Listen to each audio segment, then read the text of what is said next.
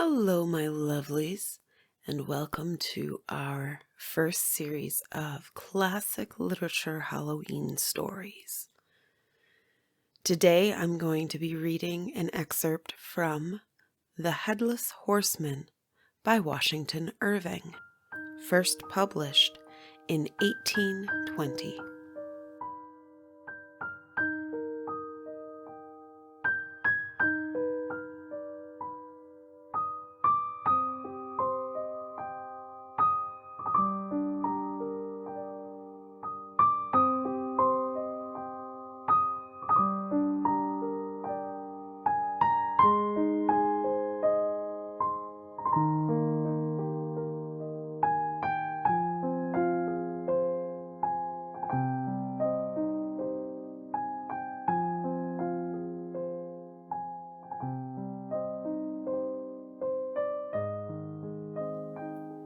It was toward evening that Ichabod arrived at the castle of Heer Van Tassel, which he found thronged with the pride and flower of the adjacent country old farmers.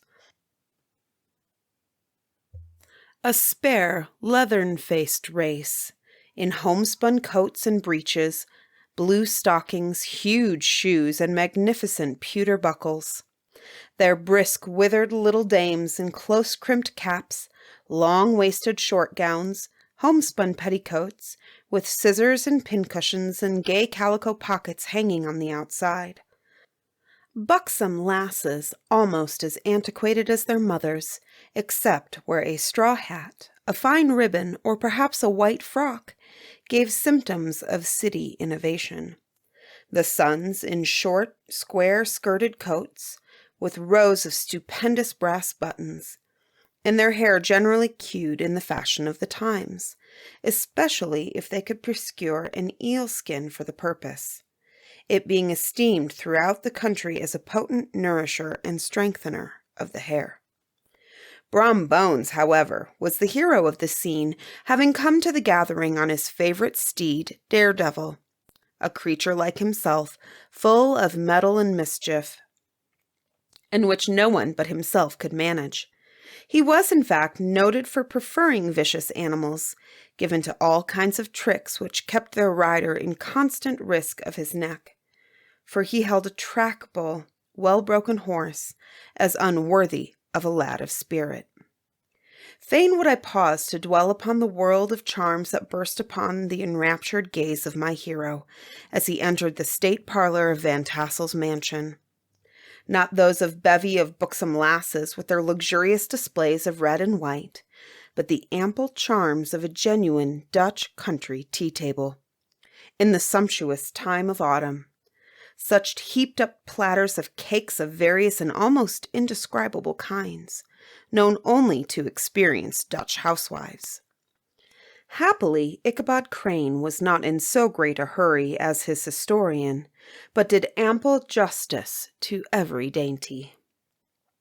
He was a kind and thankful creature, whose heart dilated in proportion as his skin was filled with good cheer, and whose spirits rose with eating, as some men's do with drink.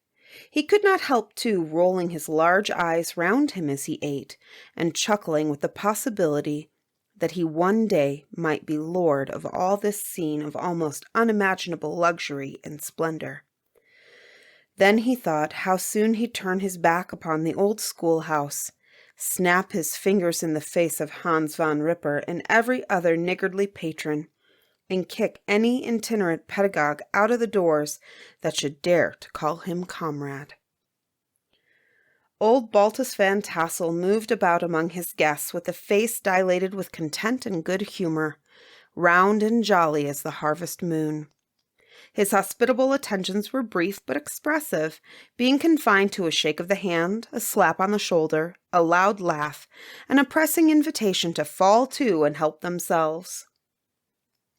And now the sound of the music from the common room or hall summoned to the dance. The musician was an old gray-headed Negro who had been the itinerant orchestra of the neighborhood for more than half a century. His instrument was as old and battered as himself.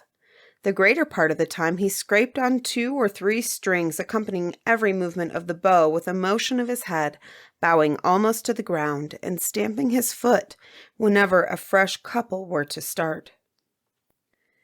Ichabod prided himself upon his dancing as much as upon his vocal powers. Not a limb, not a fiber about him was idle, and to have seen his loosely hung frame in full motion and clattering about the room, you would have thought St. Vitus himself, that blessed patron of the dance, was figuring before you in person. He was the admiration of all the negroes, who, having gathered, of all ages and sizes, from the farm in the neighborhood, stood forming a pyramid of shining black faces at every door and window, gazing with delight at the scene, rolling their white eyeballs and showing grinning rows of ivory from ear to ear. How could the flogger of urchins be otherwise than animated and joyous? The lady of his heart was his partner in the dance, and smiling graciously in reply to all his amorous ooglings, while Brom Bones, sorely smitten with love and jealousy, sat brooding by himself in one corner. When the dance was at an end, Ichabod was attracted to a knot of the sager folk, who, with old Van Tassel, sat smoking at one end of the piazza, gossiping over former times and drawing out long stories about the war. This neighborhood, at the time of which I am speaking, was one of those highly favored places which abound with chronicle and great men. The British and American line had run near it during the war. It had, therefore, been the scene of marauding and infested with refugees, cowboys, and all kinds of border chivalry. Just sufficient time had elapsed to enable each storyteller to dress up his tale with a little becoming fiction, and, in the indistinctness of his recollection, to make himself the hero of every exploit. But all these were nothing to the tales of ghosts and apparitions that succeeded them. The neighborhood is rich in legendary treasures of the kind. Local tales and superstitions thrive best in these sheltered, long-settled retreats, but are trampled underfoot by the shifting throng that forms the population of most of our country places.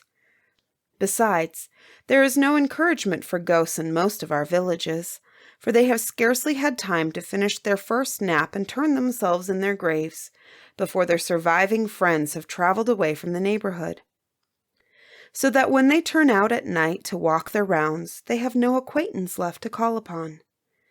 This is perhaps the reason why we so seldom hear of ghosts, except in our long-established Dutch communities. The immediate cause, however, of the prevalence of supernatural stories in these parts was doubtless owing to the vicinity of Sleepy Hollow. There was a contagion in the air that blew from that haunted region. It breathed forth an atmosphere of dreams and fancies infecting all the land. Several of the Sleepy Hollow people were present at Van Tassel's, and as usual were doling out their wild and wonderful legends. Many dismal tales were told about funeral trains and mourning cries and wailings heard, and seen about the great tree where the unfortunate Major Andre was taken, and which stood in the neighborhood. Some mention was also made of the woman in white that haunted the dark glen at Raven Rock, and was often heard to shriek on winter nights before a storm, having perished there in the snow. The chief part of the stories, however, turned upon the favorite specter of Sleepy Hollow, the Headless Horseman, who had been heard several times of late patrolling the country, and, it was said, tethered his horse nightly among the graves in the churchyard. The sequestered situation of this church seems always to have made it a favorite haunt of troubled spirits. It stands on a knoll surrounded by locust trees and lofty elms, from among which its decent, whitewashed walls shine modestly forth, like Christian purity beaming through the shades of retirement. A gentle slope descends from it to a silver sheet of water, bordered by high trees, between which peeps may be caught at the blue hills of the Hudson. To look upon its grass-grown yard, where the sunbeams seemed to sleep so quietly, one would think that there at least the dead might rest in peace. On one side of the church extends a wide woody dell, along which raves a large brook among broken rocks and trunks of fallen trees. Over a deep black part of the stream, not far from the church, was formerly thrown a wooden bridge. The road that led to it and the bridge itself were thickly shaded by overhanging trees, which cast a gloom about it, even in the daytime, but occasioned a fearful darkness at night.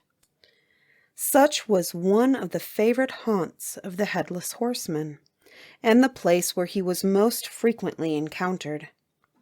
The tale was told of old Brower, the most heretical disbeliever in ghosts, how he met the horseman returning from his foray into Sleepy Hollow, and was obliged to get up behind him, how they galloped over bush and brake, over hill and swamp, until they reached the bridge, when the horseman suddenly turned into a skeleton, threw old Brower into the brook, and sprang away over the tree-tops with a clap of thunder. This story was immediately matched by a thrice marvelous adventure of Brom Bones, who made light of the galloping Hessian as an errant jockey. He affirmed that on returning one night from the neighboring village of Sing Sing, he had been overtaken by this midnight trooper, that he had offered to race him for a bowl of punch, and should have won it too, for Daredevil beat the goblin horse all hollow. But just as they came to the church bridge, the Hessian bolted and vanished in a flash of fire. All these tales, told in that drowsy undertone with which men talk in the dark, the countenances of the listeners only now and then receiving a casual gleam from the glare of a pipe, sank deep in the mind of Ichabod. He repaid them in kind with large extracts from his invaluable author, Cotton Mather, and added many marvelous events that had taken place in his native state of Connecticut, and fearful sights which he had seen in his nightly walks about Sleepy Hollow. The revel now gradually broke up. The old farmers gathered together their families in their wagons, and were heard for some time rattling along the hollow roads and over the distant hills. Some of the damsels mounted on pillions behind their favorite swains, and their light-hearted laughter mingling with the clatter of hoofs echoed along the silent woodlands, sounding fainter and fainter until they faded away. And the late scene of noise and frolic was all silent and deserted. Ichabod only lingered behind, according to the custom of country lovers, to have a tete-a-tete with the heiress, fully convinced that he was now on the high road to success. What passed at this interview I will not pretend to say, for in fact I do not know. Something, however, I fear me, must have gone wrong, for he certainly sallied forth after no very great interval, with an air quite desolate and chapfallen. Could that girl have been playing off any of her coquettish tricks? Was her encouragement of the poor pedagogue all a mere sham to secure her conquest of his rival? Heaven only knows, not I. Let it suffice to say, Ichabod stole forth with the air of one who had been sacking a hen-roost rather than a fair lady's heart.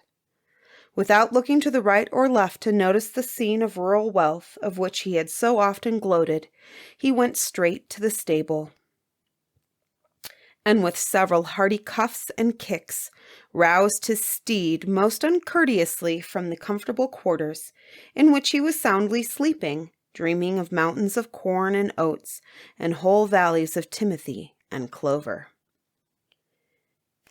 It was the very witching time of night that Ichabod, heavy-hearted and crestfallen, pursued his travels homeward, along the sides of the lofty hills which rise above Tarrytown, which he had traversed so cheerily in the afternoon.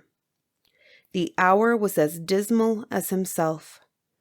Far below him the Tappan Zee spread its dusky and indistinct waste of waters, where here and there the tall mast of a sloop, riding quietly at anchor under the land.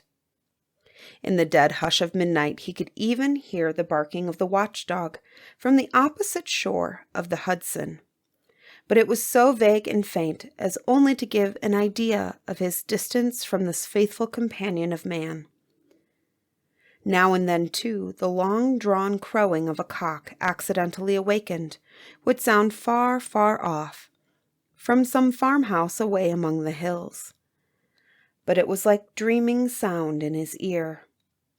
No signs of life occurred near him, but occasionally the melancholy chirp of a cricket, or perhaps the guttural twang of a bullfrog from a neighboring marsh, as if sleeping uncomfortably and turning suddenly in his bed. All the stories of ghosts and goblins that he had heard in the afternoon now came crowding upon his recollection. The night grew darker and darker. The stars seemed to sink deeper in the sky, and driving clouds occasionally hid them from his sight. He had never felt so lonely and dismal. He was, moreover, approaching the very place where many of the scenes of the ghost stories had been laid. In the center of the road stood an enormous tulip tree, which towered like a giant above all the other trees of the neighborhood and formed a kind of landmark. Its limbs were gnarled and fantastic, large enough to form trunks for ordinary trees, twisting down almost to the earth and rising again into the air. It was connected with the tragical story of the unfortunate André, who had been taken prisoner hard by, and was universally known by the name of Major André's tree. The common people regarded it with a mixture of respect and superstition, partly out of sympathy for the fate of its ill-starred namesake, and partly from the tales of strange sights and doleful lamentations told concerning it. As Ichabod approached this fearful tree, he began to whistle. He thought his whistle was answered, but it was a blast sweeping sharply through the dry branches. As he approached a little nearer, he thought he saw something white hanging in the midst of the tree. He paused and ceased whistling, but, on looking more narrowly, perceived that it was a place where the tree had been scathed by lightning and the white wood laid bare. Suddenly, he heard a groan. His teeth chattered and his knees smote against the saddle. It was but the rubbing of one huge bough upon another, as they were swayed about by the breeze. He passed the tree in safety, but new perils lay before him. About 200 yards from the tree, a small brook crossed the road and ran into a marshy and thickly wooded glen, known by the name of Wiley's Swamp. A few rough logs laid side by side served for a bridge over this stream. On that side of the road where the brook entered the wood, a group of oaks and chestnuts, matted thick with wild grapevines, threw a cavernous gloom over it. To pass this bridge was the severest trial. It was at this identical spot that the unfortunate André was captured, and under the cover of those chestnuts and vines were the sturdy yeomen concealed who surprised him. This has ever since been considered a haunted stream, and fearful are the feelings of the schoolboy who has to pass it alone after dark. As he approached the stream, his heart began to thump. He summoned up, however, all his resolution, gave his horse half a score of kicks in the ribs, and attempted to dash briskly across the bridge. But instead of starting forward, the perverse old animal made a lateral movement and ran broadside against the fence. Ichabod, whose fears increased with the delay, jerked the reins on the other side and kicked lustily with the contrary foot. It was all in vain. His steed started, it is true, but it was only to plunge to the opposite side of the road into a thicket of brambles and alder bushes. The schoolmaster now bestowed both whip and heel upon the starving old ribs of old Gunpowder, who dashed forward, snuffling and snorting, but came to stand just by the bridge, with a suddenness that had nearly sent his rider sprawling over his head. Just at this moment, a plashy tramp by the side of the bridge caught the sensitive ear of Ichabod. In the dark shadow of the grove, on the margin of the brook, he beheld something huge, misshapen and towering. It stirred not, but seemed gathered up in the gloom, like some gigantic monster ready to spring upon the traveler. The hair of the affrighted pedagogue rose upon his head with terror. What was to be done? To turn and fly was now too late, and besides, what chance was there of escaping ghost or goblin, if such it was, which could ride upon the wings of the wind? Summoning up, therefore, a show of courage, he demanded in stammering accents, "Who are you?" He received no reply. He repeated his demand in still more agitated voice. Still there was no answer. Once more he cudgelled the sides of the inflexible Gunpowder, and shutting his eye, broke forth with involuntary fervor into a psalm tune. Just then the shadowy object of alarm put itself in motion, and with a scramble and a bound stood at once in the middle of the road. Though the night was dark and dismal, yet the form of the unknown might now in some degree be ascertained. He appeared to be a horseman of large dimensions, and mounted on a black horse of powerful frame. He made no offer of molestation or sociability, but kept aloof on one side of the road, jogging along on the blind side of old Gunpowder, who had now got over his fright and waywardness. Ichabod, who had no relish for this strange midnight companion, and bethought himself of the adventure of Brom Bones with the galloping Hessian, now quickened his steed in hopes of leaving him behind. The stranger, however, quickened his horse to an equal pace. Ichabod pulled up and fell into a walk, thinking to lag behind. The other rider did the same. His heart began to sink within him.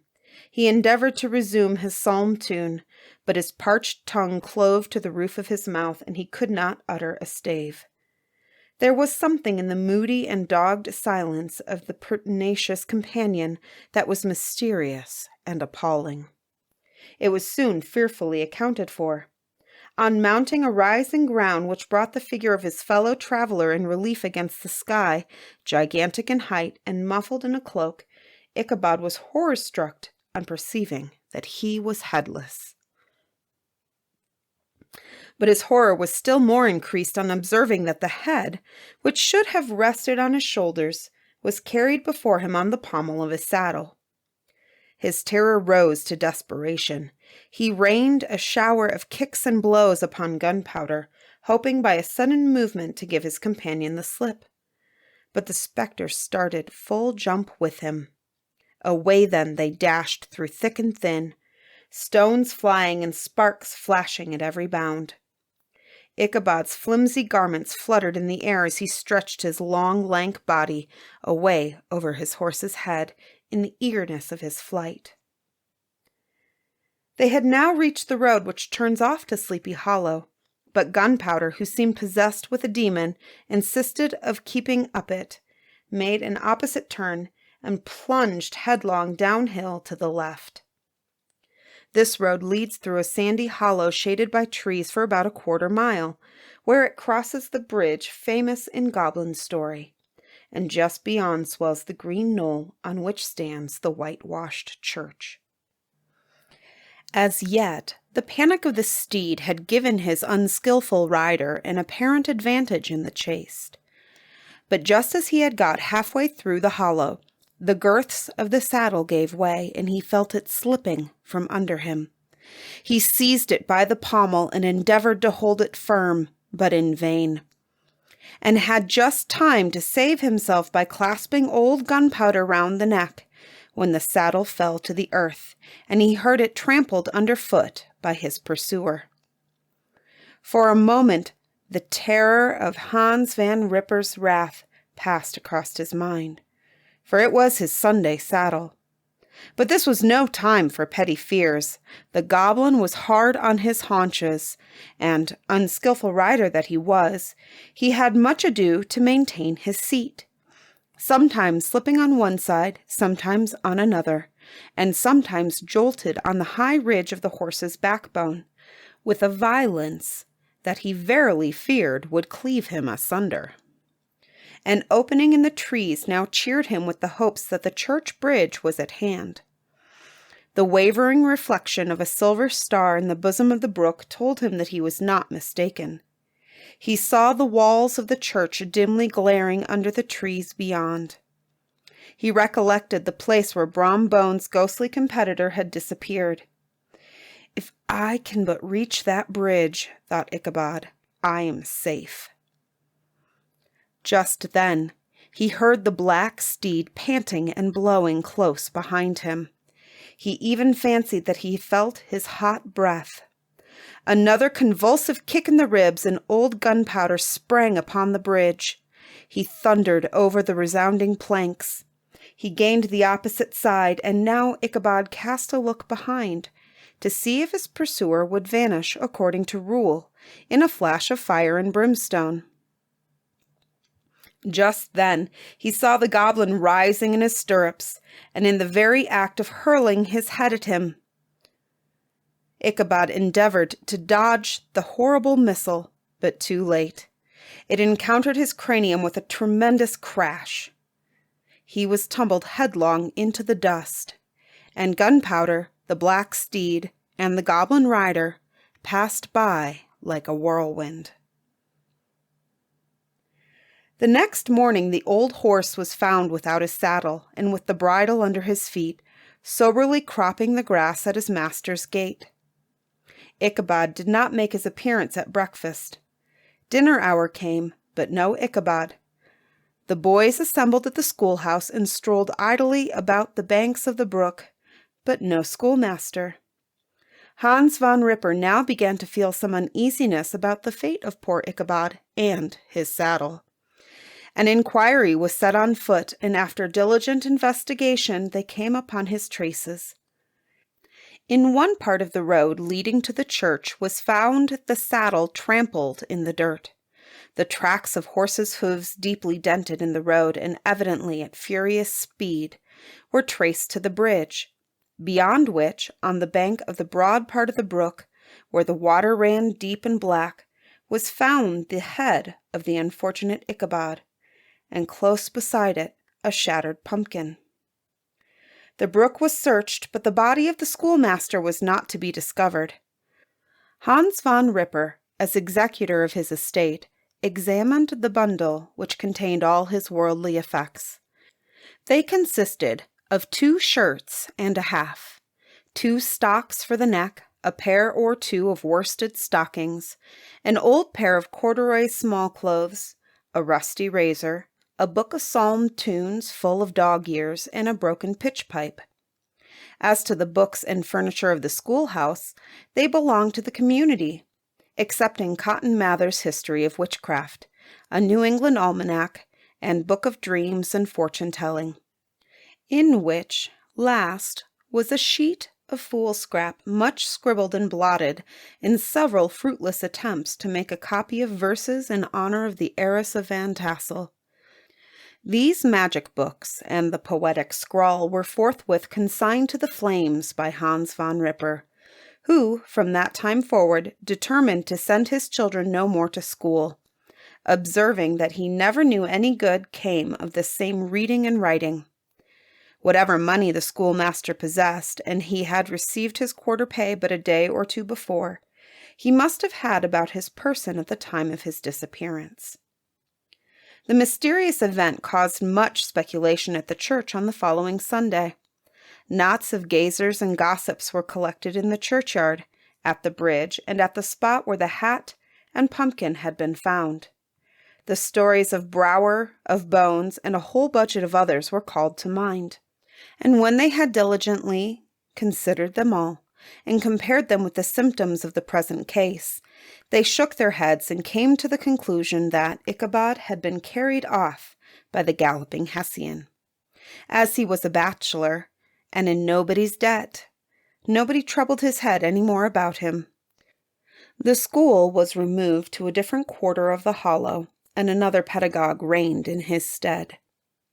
It is true, an old farmer who had been down to New York on a visit several years after, and from whom this account of the ghostly adventure was received, brought home the intelligence that Ichabod Crane was still alive, that he had left the neighborhood partly through fear of the goblin and Hans Van Ripper, and partly in mortification at having been suddenly dismissed by the heiress, that he had changed his quarters to a distant part of the country, had kept school and studied law at the same time, had been admitted to the bar, turned politician, electioneered, written for the newspapers, and finally had been made a justice of the 10-pound court. Brom Bones, too, who shortly after his rival's disappearance conducted the blooming Katrina in triumph to the altar, was observed to look exceedingly knowing whenever the story of Ichabod was related, and always burst into a hearty laugh at the mention of the pumpkin, which led some to suspect that he knew more about the matter than he chose to tell. The old country wives, however, who are the best judges of these matters, maintain to this day that Ichabod was spirited away by supernatural means, and it is a favorite story often told about the neighborhood round the winter evening fire. The bridge became more than ever an object of superstitious awe, and that may be the reason why the road has been altered of late years, so as to approach the church by the border of the mill pond. The schoolhouse, being deserted, soon fell into decay, and was reported to be haunted by the ghost of the unfortunate pedagogue, and the ploughboy, loitering homeward of a still evening, has often fancied his voice at a distance, chanting a melancholy psalm tune among the tranquil solitudes of Sleepy Hollow.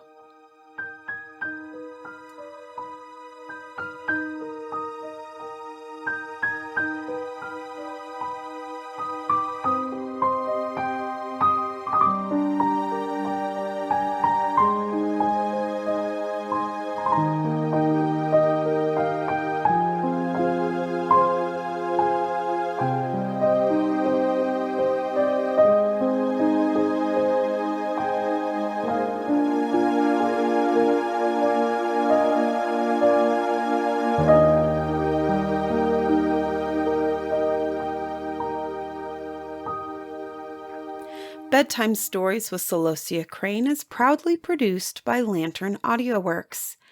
To get Lantern Audioworks merchandise and or listen to all of our podcasts and shows, visit our website, www.lanternaudioworks.com.